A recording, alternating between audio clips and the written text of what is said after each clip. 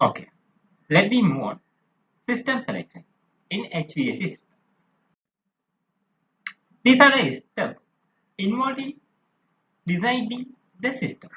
First is calculation of cooling load requirement, selection of techno-economical system, selection of equipment, designing air distribution system, designing water distribution system, evaluation of system to be used.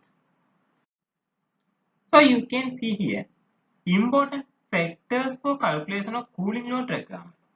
Use of space, physical dimension of space, ceiling height, construction material, inside room design condition, ambient conditions, class area exposed to sun, occupancy, lighting load, require equipment load, fresh air requirement, infiltration of outside air.